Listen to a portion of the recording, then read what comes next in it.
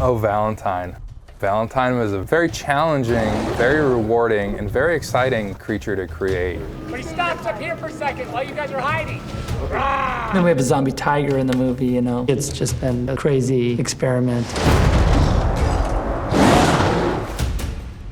I spoke with Zach about, okay, like, how does this zombie tiger act and how do we make it unique? We're not just putting the same tiger with the same movement, and really dove deep into the character of Valentine.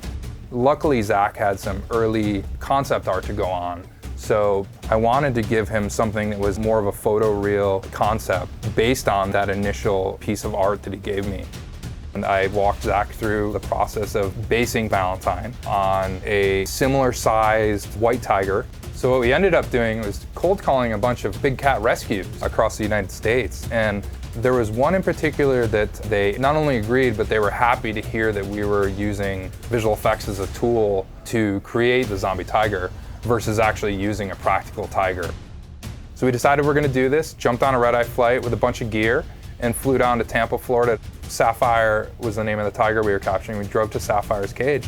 There I met the owner and she kind of gave us the rundown of everything. Later on, my wife was watching something on our television and from the other room I heard this familiar voice. And it just kind of like brought me back for a second, and I walk in and there's the owner of Big Cat Rescue, which was Carole Baskin on Tiger King. I was like, oh my God, I know her. And my wife, she was dumbfounded. She's like, what? And I was like, yeah, that's where we went. Big Cat Rescue is where we captured the Sapphire footage that we're using to create Valentine.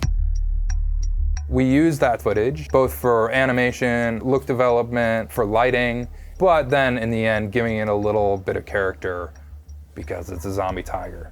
The next step was obviously creating those correct proportions and then figuring out what a zombie tiger would look like.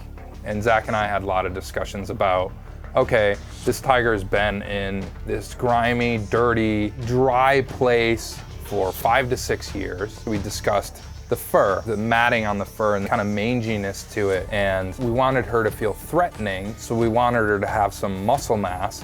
We also wanted her to feel a little bit emaciated, right? So we want to have some blood, but it's dried blood, but it can't be this punchy red. It has to be like a darker, crustier version of it.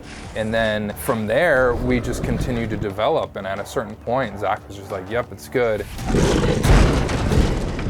The Martin mauling sequence is definitely my favorite of the movie. We took a lot of care to that sequence. It's a lot of fun, especially the ending.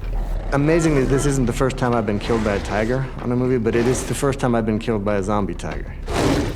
Martin has the best death ever. It's a pretty cool demise, I'd say. He worked really closely with our amazing stunt team for believability. He wanted to do as much of it as he could.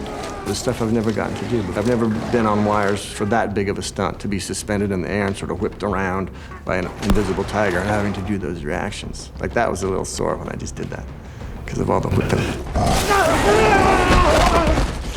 But I'm proud of it.